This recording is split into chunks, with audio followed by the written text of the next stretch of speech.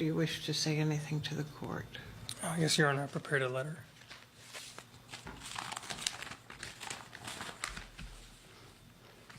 Your Honor, I appreciate the opportunity to talk about the events that I caused that bring me here today. I've thought and prayed about this for the last 2 years, the time since I took the life of Justine Ruszczyk. I thought a lot about Ms. Ruszczyk before the trial, and more so in the last month. I've also been thinking about all the other lives that have been changed and continue to be changed by this event. Neither of our families will ever be the same again. I have wanted to sit with Mr. Damon and tell him about what happened and to extend my condolences to him for the last 2 years, as well as to Ms. Ruszczyk's other families. The process of the courts and the lawyers is so cruel in a way that it makes us behave towards each other. The system is dehumanizing. I wish I could have contact with them sooner and in a different way. I have owed Ms. Ruszczyk's family an apology for a long time. I did write them a letter while in jail, and now I apologize in person for taking the life of such a perfect person who was dear to them and so many others. I came to be a police officer as a calling to serve my community. I loved being a police officer in Minneapolis. It was the most rewarding thing I've ever done. I took great pride in my uniform and the job and the mission of being a police officer. I worked to be good at my job and to bring people together. I tried every day to have compassion for people and their situation in life and hope to make individual lives better. That was my hope before I joined and was my mission after I began working as a police officer. Taking a life so tragically goes against all of that.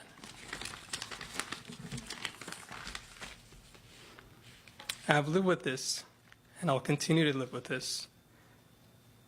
I caused this tragedy, and it is my burden. I wish, though, that I could relieve that burden. Others feel from the loss that I caused. I cannot, and that is a troubling reality for me. I will think about Ms. Ruszczyk and her family forever. The only thing I can do is try to live my life in a good way going forward. Regardless of the sentence in this case, I owe that to Ms. Ruszczyk and to her family. The moment I pulled the trigger, I felt fear.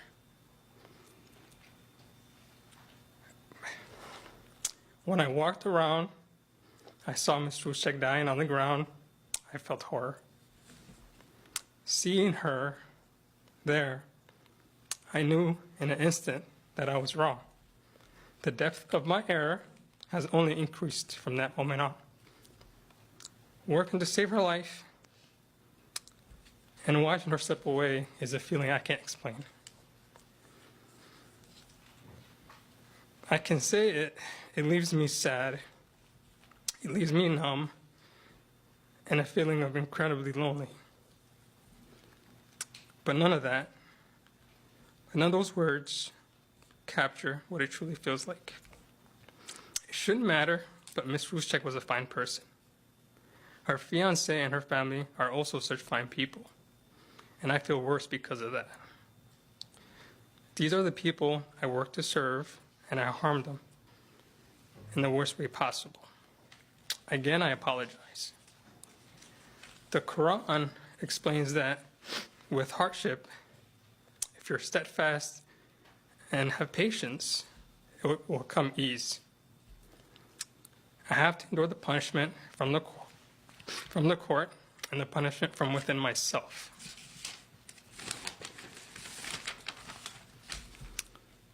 I shot because I was protecting my partner Matthew Harity's life. I realized after I was wrong. That mistake is my hardship to bear. The loss I created is hardship for others to bear. I can't apologize enough, and I will never be able to make up the loss that I caused to Ms. Ruszczyk's family. Judge, I don't want to lose my family.